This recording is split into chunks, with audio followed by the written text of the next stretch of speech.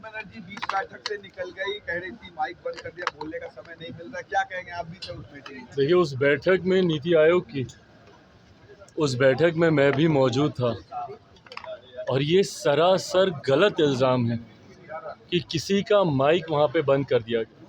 पहली बात तो जब ये विपक्ष बोलता है कि माइक बंद कर दे, उस माइक का कंट्रोल वहाँ पे बैठे किसी भी व्यक्ति के हाथ में नहीं होता है, उस व्यक्ति के खुद के हाथ में होता है।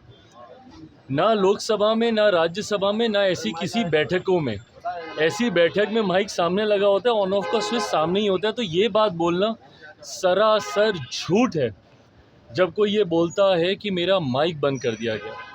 हाँ, हर मुख्यमंत्री को, क्योंकि समय की बाध्यता थी, ओपन एंडेड अगर डिस्कशन को रखा जाता तो संभवतः हफ्तों तक ये बैठक ही चलती रहती। ऐसे में हर मुख्यमंत्री से ये विनम्रता पूर्वक आग्रह किया गया था कि अपनी बातों को संक्षेप में एक तय समय सीमा के भीतर रखा जाए।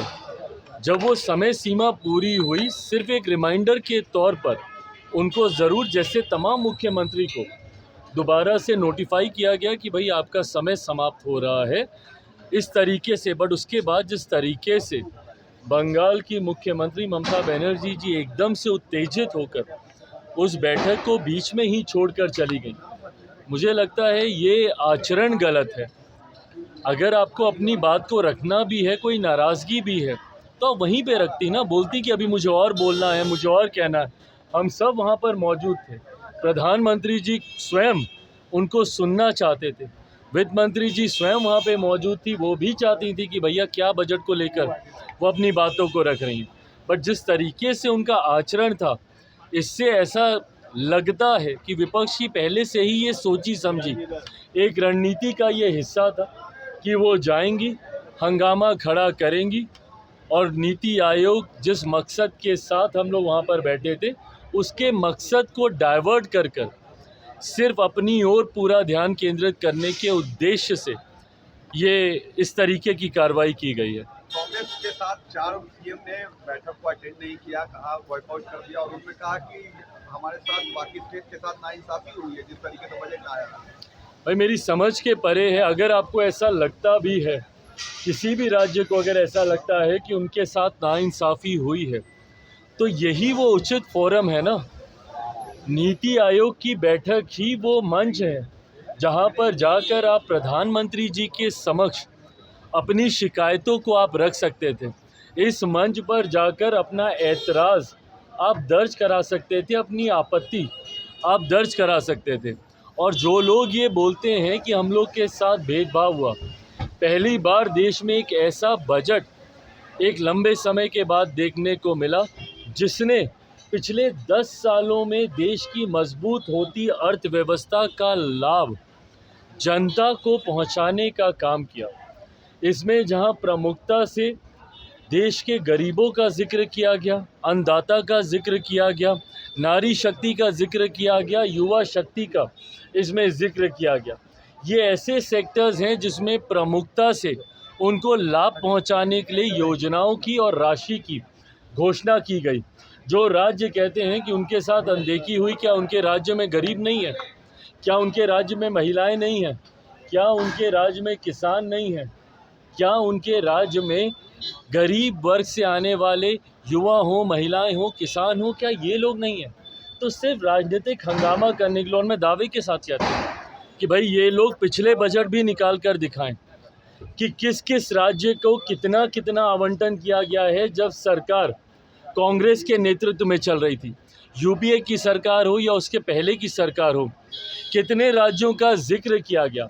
और मुझे ताज्जुब तो सबसे ज़्यादा राजद और कांग्रेस पर होता है। क्या राजद को खुशी नहीं होनी चाहिए कि भैया बिहार को एक बड़ी राशि आवंटित की गई है, इंफ्रास्ट्रक्चर डेवलपमेंट को लेकर हो, यहाँ पर सड़क को लेकर हो, पुल के निर्माण को लेकर हो। बिहार की सबसे बड़ी समस्या बाढ़, जिसका जिक्र हमेशा मैंने बिहार फर्स्ट, बिहारी फर्स्ट के माध्यम से मैंने किया।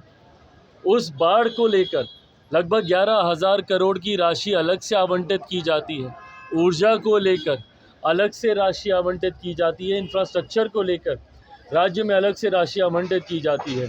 तो भैया अगर बिहार जैसा राज्य, जिसके लिए लंबे समय से हम लोग भी मांग करते थे भैया कि बिहार को विशेष राज्य का दर्जा मिलना चाहिए, बट स्पेशल कैटेगरी स्टेटस जब तक नहीं मिलता है, ये मांग भी हम लोग की थी कि बिहार को एक स्पेशल पैकेज मिलना चाहिए।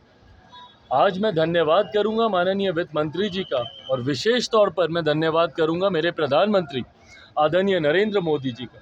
मैं अपनी तरफ से, अपनी पार्टी लोक जनशक्ति पार्टी रामविलास की तरफ से प्रधानमंत्री जी और वित्त मंत्री जी का धन्यवाद करूंगा कि एक लंबे समय से जो बिहार और बिहारियों की मांग थी, उस मांग को सुना गया है, उस मांग को पूरा किया गया है। अगर इस पर भी अगर राजद और कांग्रेस को अगर ऐतराज़ है, तो ये वही लोग हैं जो कतई बिहार का विकास नहीं चाहते हैं। का एहसास हर किसी को होना चाहिए। महत्वपूर्ण सत्र है और हर सत्र महत्वपूर्ण होता है। ऐसे में विपक्ष के नेता की भूमिका और ज़्यादा महत्वपूर्ण हो जाती है। आप कोई साधारण विधायक नहीं ना हैं, आप एक संवैधानिक पद पर हैं, और आपके पद की गंभीरता बढ़ती है जब आप विपक्ष के नेता की भूमिका में होते हैं।